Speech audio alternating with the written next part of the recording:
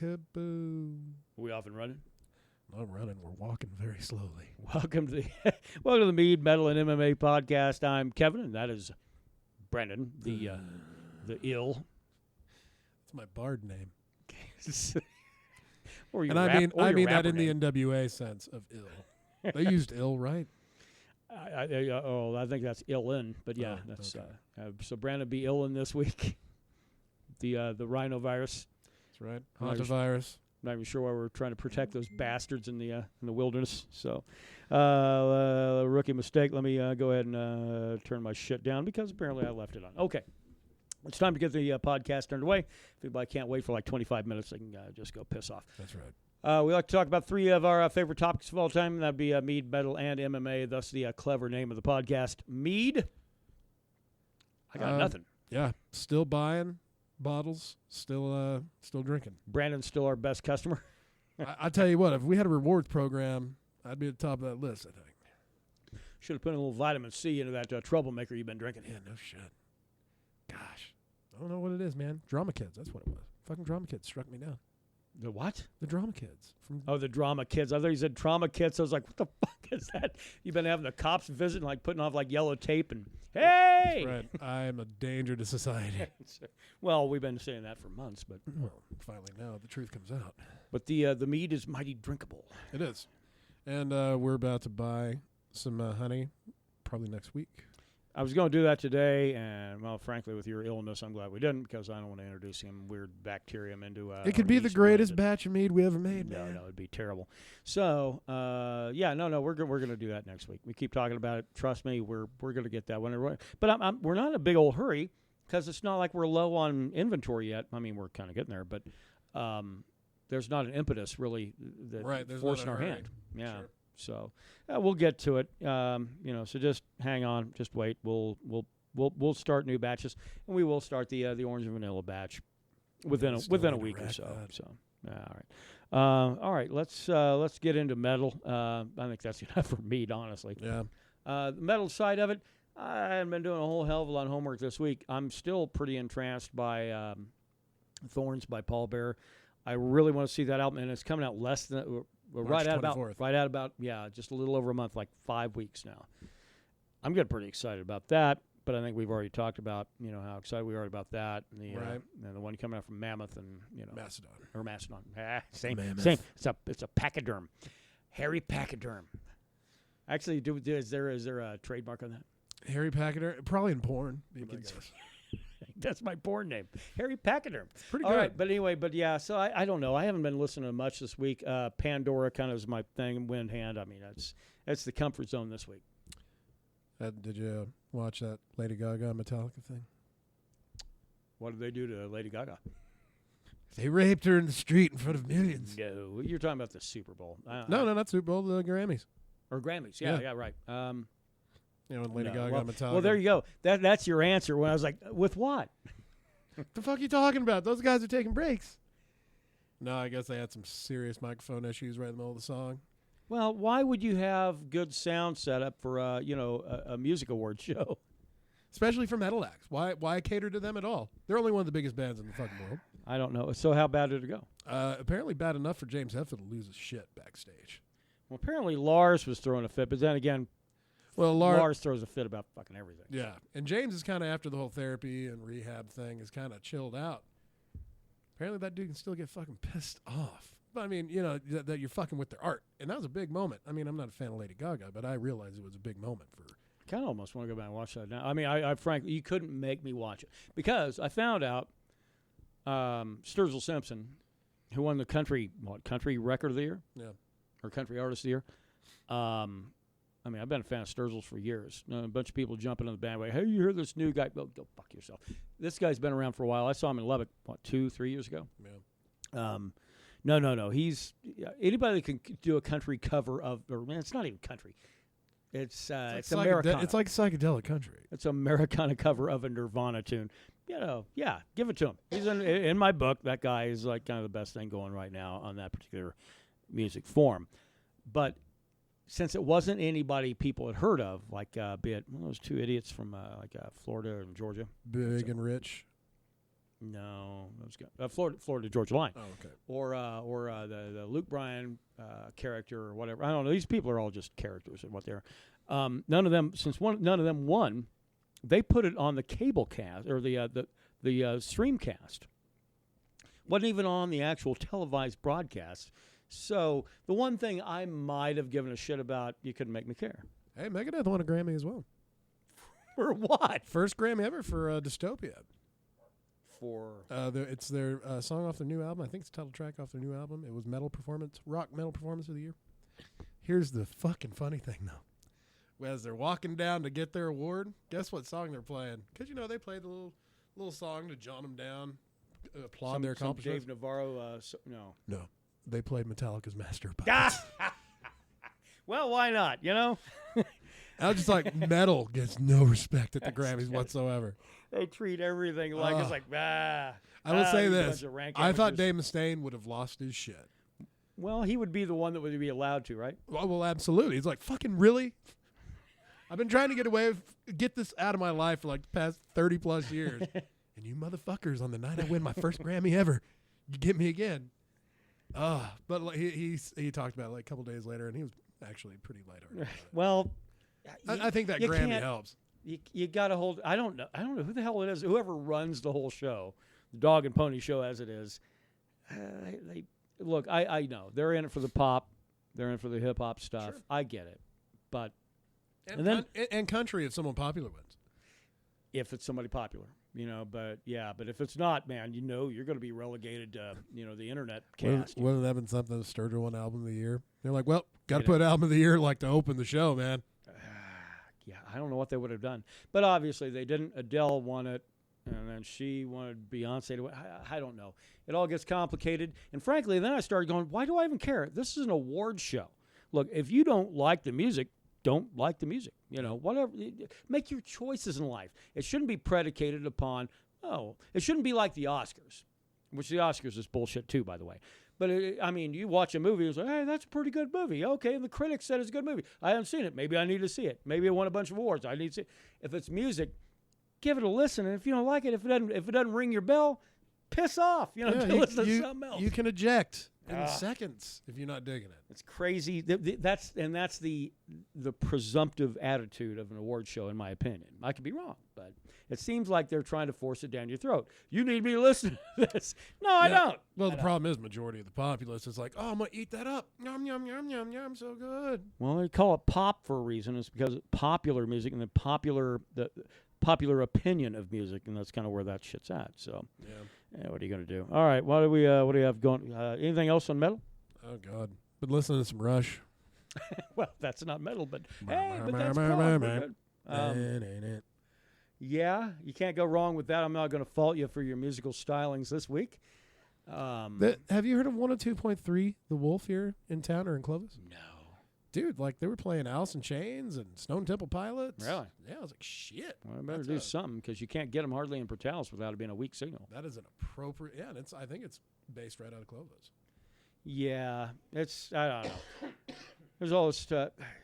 I don't know. That station's been in receivership a number of times, and I'm not just saying that shit because they're like technically competition, even though they're not. But oh God, totally different genre. Oh no, absolutely. But it's I don't know. They went dark for a while. I mean, they went off the air, and I don't know. You can be off the air for like 6 months, and then you got to file some shit through the FCC in order to get back on. It's crazy. Wow. Federally mandated stuff is always fun, and that's why kind of really the world of internet streaming is, I think, kind of the wave of the future. Maybe, I don't know whether folks like it or not. Yeah. All right. Anything else? I mean, I've started listening to The Sword this week a little bit because on your recommendation.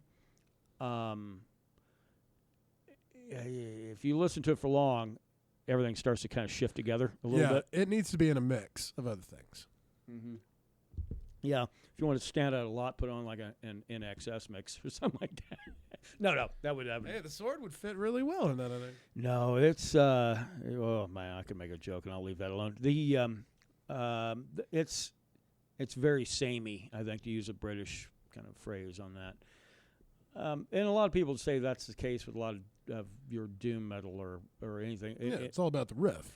Yeah, but the thing is that I think their riff is I think I appreciate what they do in small doses. I think maybe if I had it in there, actually, probably if I had it in between like some Moon Sorrow or Winter Sun, even though they banned me from their Facebook page. Bastards. Coming for you, Yari.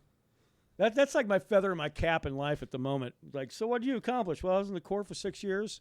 Maintained a job for like 16 years, and I was banned from the Winter Sun fan page. I pissed off Yari Manipal from a different continent altogether. Always. So, anyway, it's crazy. So what we have is that's kind of I guess our metal segment for the week. Yeah, it's pretty lame. And folks, I'm not gonna lie. It'll be better next time around. Yeah, it gets better, people. Let's get to actually the thing that was going to probably take up the bulk of the podcast this week anyway, and that has to do with MMA. Pay-per-view event last week.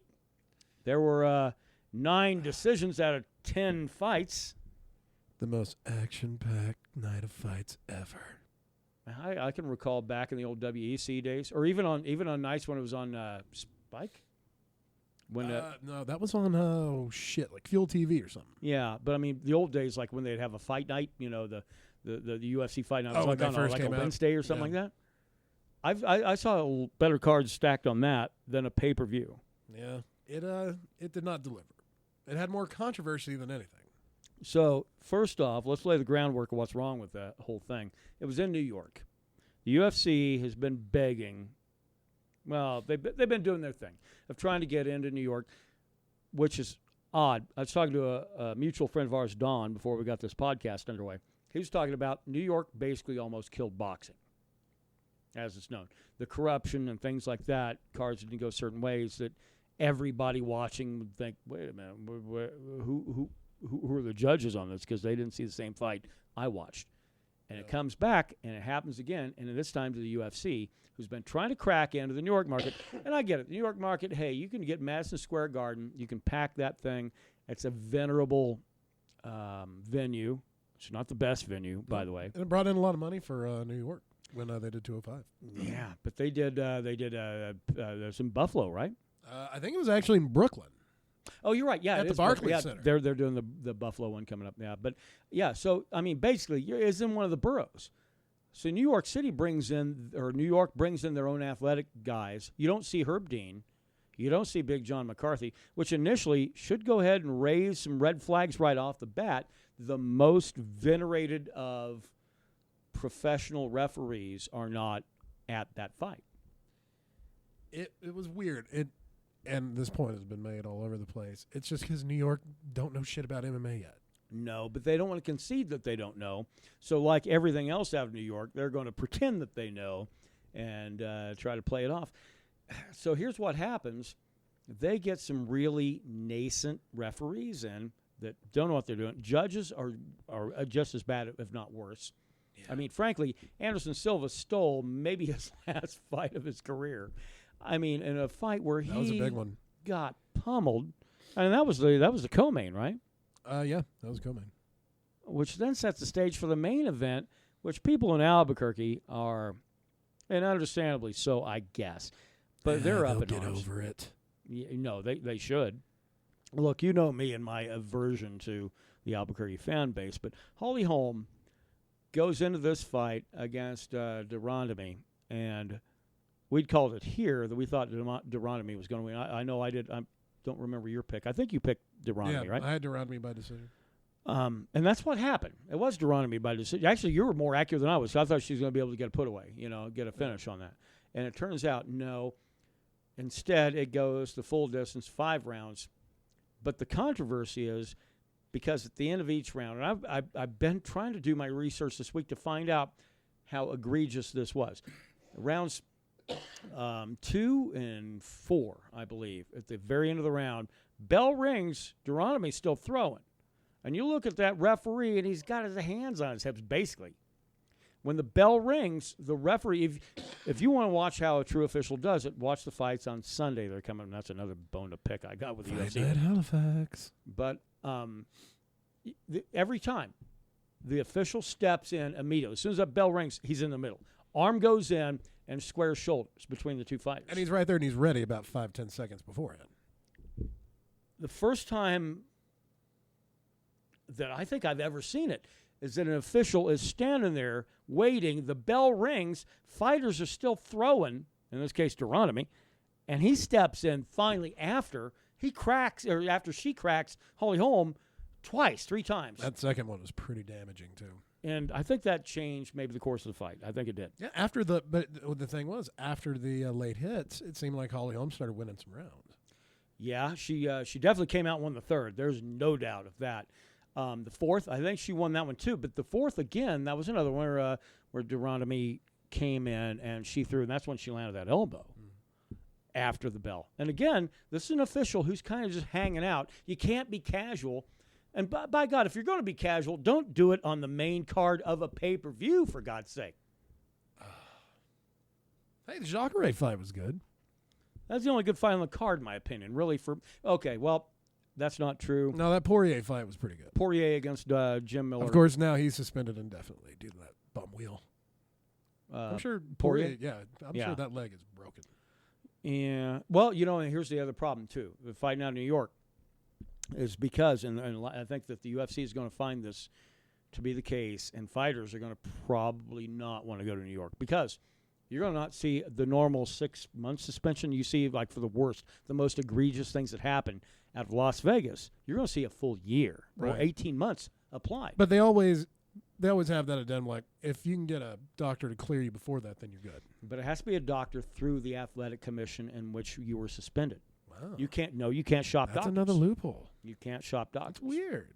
Well, that's why they do it that way. It's because the athletic commission ultimately wants to be able to hold the fighter responsible for their injuries or otherwise. So they don't look bad when they get fucking brain damage. I think they err on the side of caution a bit much in New York. Sure. Well, it's a fledgling thing still.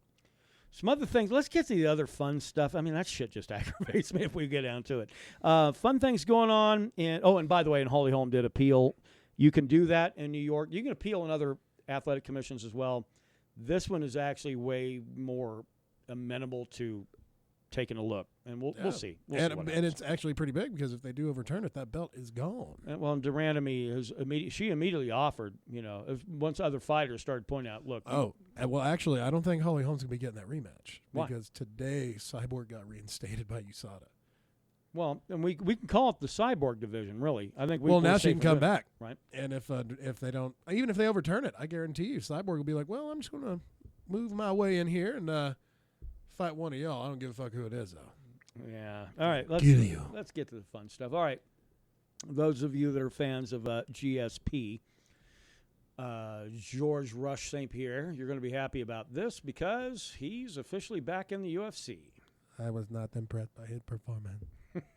I swear my GSP is better when I'm not dying. Yeah, well, that's probably because he doesn't use it. It's just sad. I think this is an important signing, and here's why. Ronda Rousey's not going to come back, right? We assume. Conor probably not going to come back. We can assume. And the reason we can assume this is because he's going to chase Floyd Mayweather. I mean, I think I've already said it on this podcast before. If not, he's going to chase Floyd Mayweather thinking he's going to cash in on this big check, and he's not going to get it. He's never going to find the UFC again because eventually he's going to keep thinking he has a belt or he's got a fight with Mayweather coming up for millions and millions and millions of dollars, and he's going to keep chasing that, and eventually Dana White and company are going to have to say, sorry, man, your lightweight belt is gone because you have to at least defend something once in your life. Sure. And he's going to keep chasing the fight, and what's going to happen, Mayweather is going to laugh the whole time. Mayweather doesn't need to fight. And people say, well, there's a lot of money for him. That'd be like telling Jay-Z he needs to crank out another record. Dude, that don't mean shit. If it's about money, if it's enough money, they will do fucking anything. Who's they? The boxers and the MMA fighters. And Conor, like I said before, Conor is in a special circumstance where he can do this kind of shit. If you buy Conor's argument, that's what you can say. Because he starts off by saying, hey, there's been an arrangement and an accord reached or whatever, and immediately Floyd Mayweather puts out things saying, no, if there's going to be a fight, you're going to hear it through me. And then Conor goes and does what he does in the UFC so well and talks shit, takes a photo of himself sitting on a throne or whatever, says, I'm in Vegas, whatever. Hang out in Vegas, which is weird to me because he refused to come to Vegas for fucking $200, but neither here. Well, he's actually having another hearing for that water bottle throwing fine. But here's the problem: is that Mayweather doesn't need to have that fight. He doesn't need to have it. Well, neither of them need it. Conor does. I don't think Connor's he's made scrap. Conor in thinks UFC. Conor thinks Conor needs it. He doesn't need it. Conor sees what Floyd Mayweather's made in his lifetime. That's what Conor wants, and he's not going to get it. He's going to chase him like Pacquiao did for years. But what if it does happen? Well, that'd be great. But I mean, that's the whole thing. And what if Santa Claus is real? He is real, motherfucker. Well, that's the problem. I mean, I'm not trying to shit on Conor, but I don't see him. I see him making a big mistake and not being loyal to the organization that got him where he's at. I see Conor defending that belt before the end of the year. Okay, well, let's hope that you're right. Yeah. That would be the proper thing to do. All I have seen now, far, if he doesn't do it, then there's some serious reassessment needs to happen. All I have seen so far is his desire to fight Floyd Mayweather. And I saw it once before in a boxing match, and it was called Manny Pacquiao, and it took 5-6 years. And then when the fight happened, no one really. I mean, people gave a shit, the hardcore fans, but the casual boxing fans. By that time, and Pacquiao was already showing age. Mayweather did it right. He held off long enough. That was after he got knocked the fuck out by Marquez, right? Yeah. Ooh, that was a scary knockout. Mayweather kind of played it really, really smart on that deal. So he's no dummy. I mean, no, you don't get to where he's at with being an idiot. So But deep down, I hope the fight happens for two reasons. One, it'd be really cool to see another historic moment in the sport for both sports. And then the quicker he can get that out of his system, the quicker we can get back to work. Right. All right. What else is going on? MMA that we. Oh, you have Bellator news. we need to have some kind of a weird kazoo music for. Can somebody cue the Bellator music? I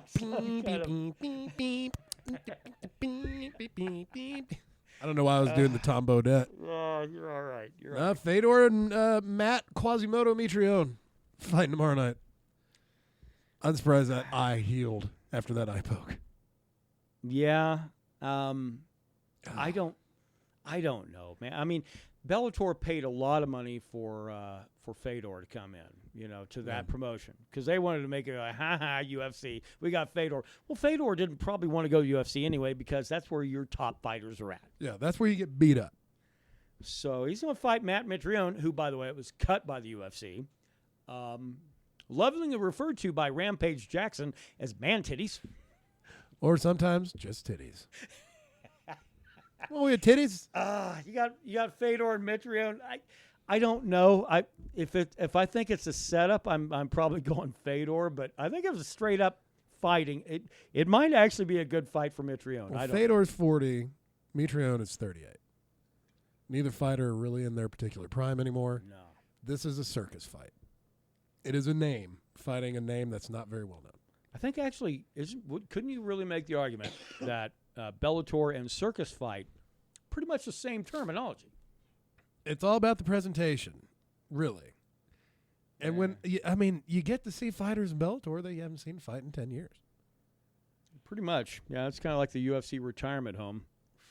And with some good young talent sometimes. Yeah, but then they bring in all these old vets and they beat the shit out of the youths, man. It's what happened to Liam McGeary.